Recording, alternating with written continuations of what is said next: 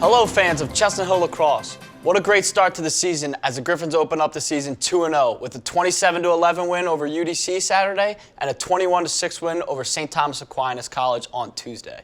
As predicted, the offense has been very productive, scoring over 20 goals in both games and setting a program record for most goals in a game with 27 against UDC. On Saturday, the Griffins had plenty of scoring from plenty of people. Carson Reese had 5 goals and 1 assist. J.R. Howell had 2 goals and 6 assists. Scott Wilden had 4 goals and 1 assist. And Austin Philistine had 3 goals and 1 assist. However, the player of the game goes out to Maurice Kelly, who in his first game as a Griff scored 4 goals and had 5 assists for a team-high 9 points. Kelly, a junior transfer, was named the CACC Players of the Week, as well as being named to the Team of the Week for all Division II lacrosse. Kelly's going to be a major factor playing in this team's success. On the attack side, JR and Carson have been staples of this offense, but Kelly, who steps into a new role as that third attackman, takes this offense from good to scary good. The Griffins had a clean sweep for the CACC weekly honors for their performances on Saturday. Kelly won Player of the Week, but Goalie of the Week and Rookie of the Week went to Jake Miller. Jake did not play the full game, playing only around 30 minutes, but in those minutes, he faced 12 shots, only allowed 3 goals, and racked up a total of 9 saves. Jake also had a great performance Tuesday against St. Thomas Aquinas, only allowing 6 goals in 45 minutes of play. The Griffins had a great goalie play last season, and they have plenty of talented goalies on this 2020 roster. But if Jake Miller can keep up this level of play, he can lead the Griffins with his play between the pipes. In addition, Jordan Jeznach, who will join me shortly, was named CACC Defenseman of the Week. Jeznach had 4 ground balls and 3 caused turnovers on Saturday, as him and Connor O'Donnell, both juniors, will be the veterans of this defense. And a standout performance from Jordan is very promising to see. I look forward to seeing how these two lead this young group of defense. On Tuesday, the Griffins traveled to St. Thomas Aquinas and picked up a win on their efforts from Scott Wilden with 4 goals, Ben Revac with 2 goals and 3 assists, Carson Reese with 4 goals and 3 assists, and J.R. Howell with 5 goals and 1 assist. My player of the game goes out to J.R. Howell, who a day after turning 21 scored 5 goals for the Griffins. J.R. didn't just score 5 goals, he scored 5 crucial goals that changed the outcome of the game. The Griffins found themselves down 3-2 early, but J.R. stepped up and scored 4 of the next 7 goals for the Griffins to lead the Griffins to an 8-5 lead heading into halftime. J.R. also scored to open up the second half to give him 5 for the day and player of the game. My choice for honorable mention player of the week goes out to PJ Spurnell, who scored 3 goals in these 2 games as a long stick midfielder. PJ also played solid defense, scooping up 10 ground balls and causing 2 turnovers. As I stated before, this defense is very young, but having PJ to step up in his sophomore season is very helpful to this Griffins team. The biggest test of the season for the Griffins comes Saturday against a number 4 ranked Mercyhurst. Mercyhurst ranked number 4 in all Division II lacrosse, but that should not be something that worries the Griffins. It should be something that motivates them. The Griffins lost to Mercyhurst last season, who ended the 2019 season ranked number 9 in all of the D2. The Griffins lost a close 1-goal game while on the road. The Griffins look to avenge that last season loss at home this Saturday. I think this is a great opportunity for the Griffins to make some news with a huge win. The Griffins will have some home field advantage this time around, as well as the same prolific offense to match Mercyhurst as they did last year.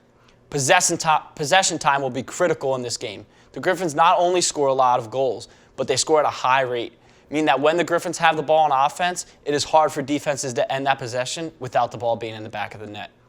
Face-offs will be crucial in this. If the Griffins can win the face-off game, they can win the possession game. Steven Lapuzzo has had a great start to the season. He went 50% on Saturday, but went a whopping 85% on Tuesday against St. Thomas. If Steven Lapuzzo can stay above that 50% mark on Saturday, the Griffins' chance of victory increases dramatically. I believe the Griffins can pull this one off at home, and if they pick up a win against a number 4 ranked Mercyhurst, it's going to be hard to keep this team off the polls for Division II lacrosse. Joining me now is CACC Defenseman of the Week, Jordan Jeznach. Jordan, how are you doing, brother? Good to see you, man. Thanks for having me. Saturday, you had a great game, earned you this nod as CACC Defenseman of the Week. You had 3 caused turnovers. What do you do so well that caused that to happen? I think what helped me is just like coming out fired up for the first game. I had a lot of support from my teammates. When you have the right guys out there with you, communicating behind you and stuff, they just kind of put you in the right spot for success, you know. So a lot of the credit goes to my teammates. And then you were named CAC Defenseman of the Week, as we said. What does that honor mean to you?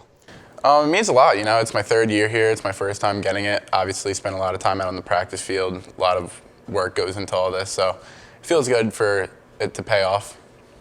And then you guys are a really young team on defense. You and I both know that it's really hard on defense to sort of step up at the college level and play that role because there's a lot of nuance on the defensive end. You guys really have to play as a cohesive unit. If one man's out of place, it can expose your whole D.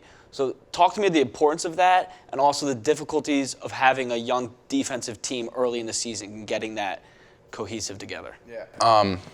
It's probably one of the most challenging aspects of transitioning from high school to college lacrosse is learning a college slide package.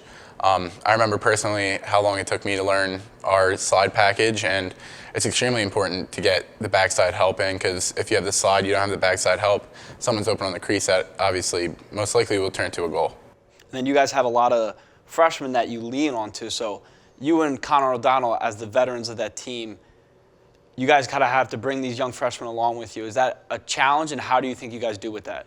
I wouldn't say it's a challenge. I mean, a lot of these freshmen have their stuff together, and they really do study. I remember in the fall, Will North, he suffered an injury, I think, to his hamstring, and the whole time he was out, he was just studying his playbook, studying the slide packages. So it's always nice to have kids like that who want to learn it and want to work hard and be successful in the slide package. And then Saturday, we know a real big game against the number 4 ranked Mercyhurst. As a player, take us into what you guys as players kind of feel heading into this Saturday game, what it really means to you. What's your feeling going into it? We're very excited for Saturday. We're obviously coming in with a chip on our shoulder after last year, you know, losing by 1 goal. I think they were the 11th ranked team, now they're ranked number 4, so it's a big game for us. We're coming off 2 big wins, so we're very excited to face them. Yeah, well, best of luck Saturday. I'm going to be there for sure. Thanks, Ev. Thank you all for listening, tuning in. Go and catch the Griffins at Saturday at home against the number 4 ranked Mercyhurst. It's a big game. Hopefully everyone can pop out and show their support. Thank you.